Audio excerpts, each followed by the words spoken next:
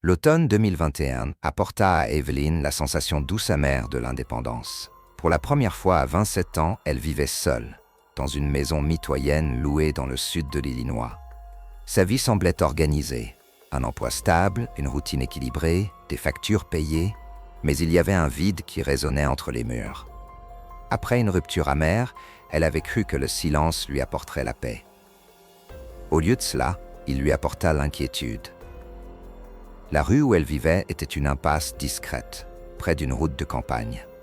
Des maisons identiques s'alignaient côte à côte comme des clones sans âme, toutes dans des tons de beige et entourées de haies méticuleusement taillées. Le quartier était calme, presque excessivement calme. Des carillons éoliens tintaient sur les porches, des boîtes aux lettres portaient des noms peints à la main et des voisins plus âgés menaient des vies discrètes. Evelyn se sentait à l'aise dans l'impersonnalité de ce voisinage, jusqu'à ce qu'elle le remarque. 3 maisons plus loin, vivait un homme grand, aux épaules larges, avec une barbe de quelques jours. Il apparaissait toujours la nuit. Parfois il fumait, parfois il tournait simplement en rond, mais ce qui attirait le plus l'attention, c'était quand il restait immobile, appuyé sur la rampe, le regard fixé sur la rue. Il ne faisait jamais de signe, ne souriait jamais. Il n'était qu'une présence et un silence, comme une statue qui, au lieu d'être un ornement, dégageait une menace. Evelyn essaya d'ignorer. Elle en parla à sa mère, à quelques amis. Tous répétaient la même explication réconfortante. Insomnie, excentricité de voisins. Mais elle savait. Il y avait quelque chose qui n'allait pas chez lui. Quelque chose de prédateur. À la mi-septembre, son pressentiment se transforma en preuve. Après une longue nuit de travail, Evelyn s'endormit vers minuit. À 2h37, elle se réveilla.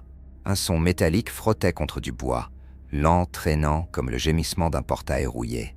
Elle retint sa respiration. La chambre au rez-de-chaussée donnait sur le jardin par une porte vitrée coulissante. Derrière les stores verticaux, elle entendit un autre bruit. Des pas, ni légers, ni désordonnés. Des pas lourds écrasant le gravier. Chaque pierre craquait sous les pieds humains. Elle rampa jusqu'à son téléphone. Elle n'avait pas d'arme, juste un couteau de cuisine à la lame émoussée. Elle se sentait ridicule, mais la peur annulait toute ironie. De l'autre côté de la vitre, rien ne bougeait. Le détecteur de lumière restait éteint, comme si l'intrus savait comment l'esquiver. Avec des doigts tremblants, elle composa le 911. Elle se cacha dans le noir, immobile, tandis que son cœur résonnait dans ses oreilles. Les sirènes rompirent le silence 10 minutes plus tard. 2 policiers apparurent avec leurs lampes de poche, écoutèrent son récit, fouillèrent le jardin. Ils ne trouvèrent rien. Aucun portail ouvert, aucune trace. Ils lui donnèrent juste un avertissement bureaucratique, suggérant qu'il s'agissait peut-être d'un animal. Evelyn ravala sa frustration. Elle essaya de dormir, mais le sommeil ne revint pas. Le lendemain matin, elle remarqua le détail. Sur le portail du jardin, une pierre plate, soigneusement placée pour empêcher le ressort de le fermer complètement. C'était subtil, mais intentionnel. Une invitation à revenir sans être remarqué. Un raccourci vers les ténèbres. 2 nuits plus tard, la terreur prit forme. À 2h14, la poignée de la porte arrière grinça. D'abord une rotation hésitante, puis une traction plus ferme. Evelyn se redressa dans son lit, ravalant un cri. Par la fente du rideau, une ombre se projetait. Un homme était là, immobile. Il attendait. La panique la figea.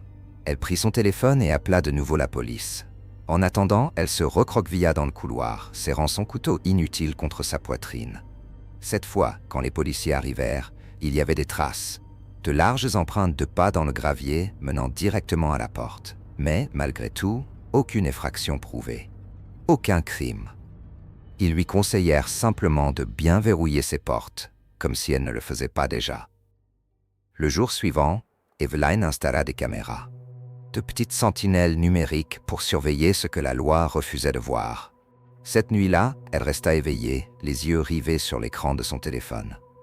À 2h23, le flux s'activa. Un homme franchissait le portail. Grand, les épaules larges, un sweat à capuche noire relevé. Il se déplaçait comme quelqu'un qui connaissait chaque ombre du jardin.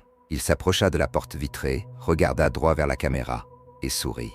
Un sourire lent, étiré, bestial. Puis il recula et disparut, se dissolvant dans la nuit. La vidéo ne convainquit pas la police. Ils dirent qu'il n'y avait ni arme, ni effraction, ni crime. Juste un autre rapport froid sur du papier. Evelyn, sans issue, fit ses valises. Elle passa la nuit dans un hôtel. Quand elle revint, elle trouva les marques. 4 mains boueuses imprimées sur la vitre de la porte. 2 hautes, 2 basses, comme si quelqu'un s'était agenouillé pour observer patiemment, comme un enfant regardant par une fenêtre. La semaine suivante, elle déménagea. Elle perdit la caution, mais retrouva son souffle. Elle croyait qu'en partant, elle enterrerait le cauchemar. Elle se trompait. Le jour du déménagement, un mot l'attendait dans sa boîte aux lettres. Du papier de cahier, des lettres petites et serrées, un message court. Les policiers s'en vont, mais pas moi. Un mois plus tard, Evelyn reçut un message sur Facebook. C'était de Kayla, la nouvelle locataire. « Salut, désolé de te déranger. Je crois que tu habitais ici avant. Est-ce qu'il y a eu quelqu'un en sweat noire qui a rôdé dans le jardin? La nuit, j'entendais pas. Et hier, quelqu'un a frappé à la vitre de la porte à 2 heures du matin. Il est resté là, immobile. » Evelyn ne répondit jamais. Je travaille pour une entreprise de préservation de biens immobiliers. Andrew, nous nous occupons de maisons en cours de saisie. Nous les verrouillons, les nettoyons, les préparons pour l'hiver et parfois même, nous posons des planches lorsqu'il y a eu du vandalisme. Ce n'est pas un travail glamour, mais ça paie bien. La plupart du temps, c'est calme. On passe beaucoup de temps seul dans des maisons qui appartenaient autrefois à d'autres personnes. Parfois c'est triste, parfois c'est ennuyeux.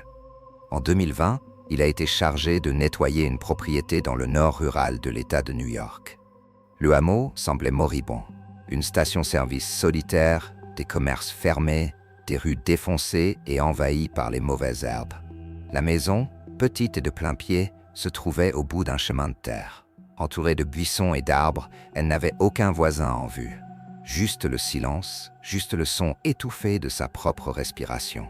Selon les dossiers, la dernière occupante avait été une femme âgée, décédée des mois auparavant. Sans héritier, l'endroit n'était devenu qu'un bien immobilier de plus dans l'inventaire de l'entreprise.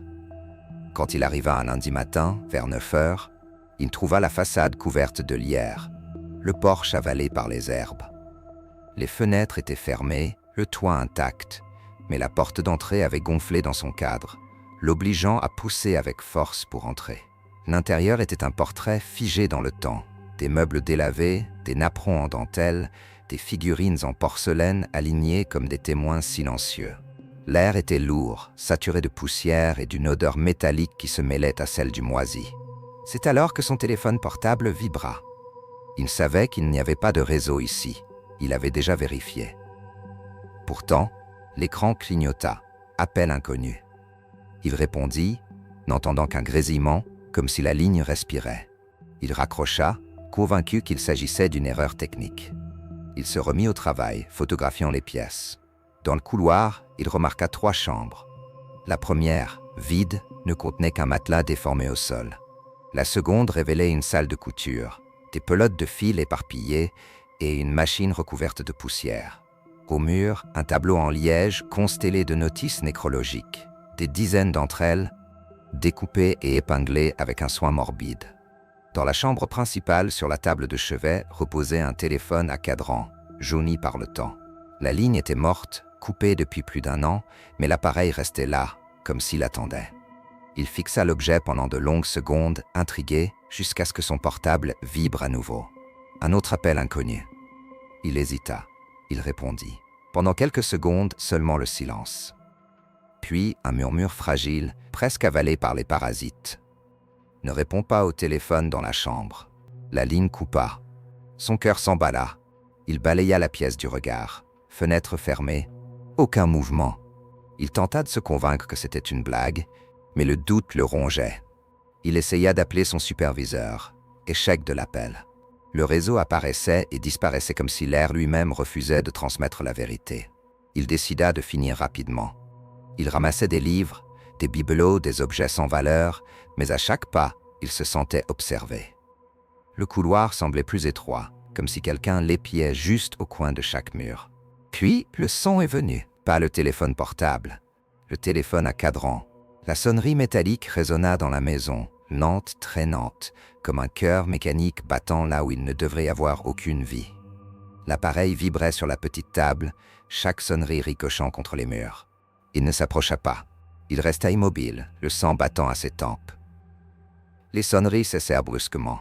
Le silence qui suivit fut encore plus terrifiant. Il pensa à partir. Mais l'obligation le poussa jusqu'à la cuisine où l'attendait la porte étroite de la cave. Il descendit les escaliers grinçants, une lampe de poche à la main. L'odeur de moisi et de rouille lui brûlait le nez. Dans un coin, sur une table, il y avait un autre téléphone, plus moderne, sans fil, gris, couvert de poussière. À côté, une pile de cahiers jaunis. Il en ouvrit un. Les pages étaient remplies de noms et de dates. Chaque entrée était accompagnée d'une phrase. Lena H., 3 juillet 2019. A sonné une fois, n'a pas répondu.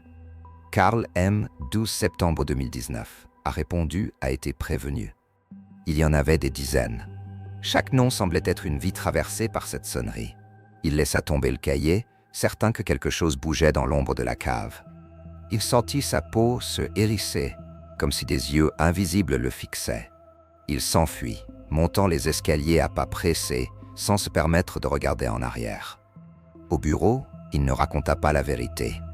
Il signala simplement que la maison n'était pas sûre, peut-être la cible de squatteurs. La tâche fut confiée à un autre employé. 2 jours plus tard, il reçut un message de Marc, un collègue de l'équipe. Le téléphone de la chambre a sonné pendant que j'étais là. C'était quoi ce bordel?